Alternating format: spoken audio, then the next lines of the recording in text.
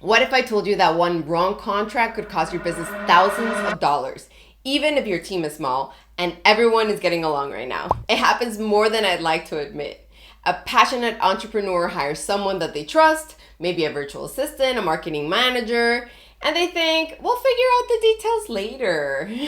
And a few months go by, things are great, until suddenly they're not. Then comes the IRS letter, or the Department of Labor audit, or worse, a former team member files a complaint saying that they were misclassified. And just like that, all those savings from keeping it simple disappear in back taxes, penalties, and legal fees. Now, the truth is, it's not about what you call someone, whether it's contractor or employee. It's about what the law says they are. And that's exactly what we're going to break down today, because the difference between a W-2 employee and a 1099 contractor could literally make or break your business. Hey there, I'm MJ. I'm a corporate attorney, entrepreneur, and someone who's helped dozens and dozens of founders and business owners build strong, legally sound businesses from the ground up.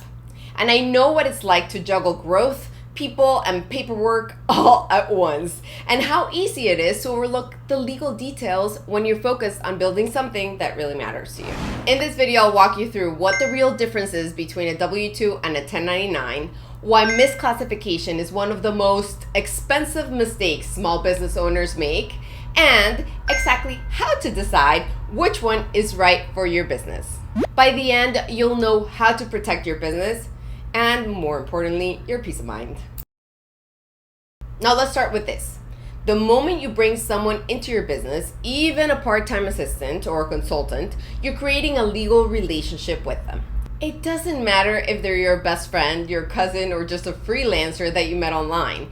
If that relationship isn't clearly defined, it opens the door to serious consequences. Now, here's a story I'll never forget. A client of mine, let's just call her Sarah, hired a virtual assistant as a contractor.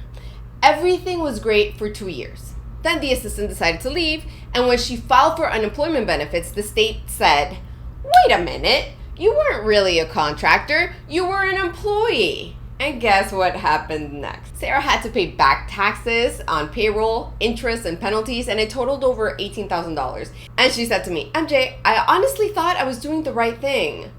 Now that's the problem. Most business owners don't make these mistakes intentionally. They just don't know. But ignorance isn't a protection. The IRS, the Department of Labor, and state agencies all take classification very seriously. Here's the truth. It's not the size of your business that gets you in trouble. It's how you run it. And understanding this one thing puts you ahead of most business owners out there. Now, what's the good news? You can fix it right now. Let's clear up the biggest myth. Calling someone a contractor doesn't make them one. The law looks at behavior, not titles. A W-2 employee is someone that you direct. You decide when they work, how they do their job, and they represent your company. You handle payroll, taxes, and even benefits. They're part of your team, and legally, you're responsible for withholding taxes, paying into Social Security, and following labor laws. Now, 1099 contractor, they're different. They're independent. They run their own business. They decide how to get the job done, and they typically use their own equipment.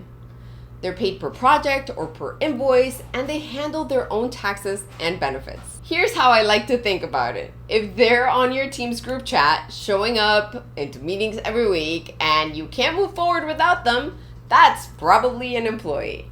And if they're helping you with a specific task, just like bringing specialized skills, and you could replace them with another expert tomorrow, that's a contractor. Here's the tricky part though. You don't get to choose which label fits better. The law decides based on the nature of the relationship. And this distinction matters because if you get it wrong, the IRS, the Department of Labor, or other agencies can reclassify your workers. And that's when the financial nightmare begins. The IRS and Department of Labor both have multiple factor tests. There are things like, do you control how the person works? Can they work for other clients? Do they bring their own tools? Are they financially independent? But remember, this isn't black and white. Each state has its own rules, and some are stricter than others. So when in doubt, check before you hire.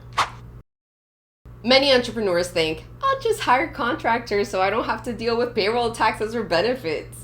How many times have I heard that? So let's talk money, because that's usually the reason most people get this wrong. And yes, I understand that hiring a contractor looks cheaper at first, but long term, it can cost you way more than you think. Here's how it really works. When you hire a W-2 employee, you're responsible for employer payroll taxes, that's about 7.65% of their wages, workers' compensation insurance, possibly health benefits or paid time off. Yes, those costs really add up, but you also get control, you get loyalty, and you get consistency. You can train them, build systems, and they grow with your company. That stability often saves money in the long run. On the other hand, 1099 contractors handle their own taxes, and you typically pay them per project. But here's what most people miss. Contractors usually charge 20 to 30% more than an employee doing the same work because they're covering their own benefits and self-employment tax. So if you're thinking you're saving money, you might not be.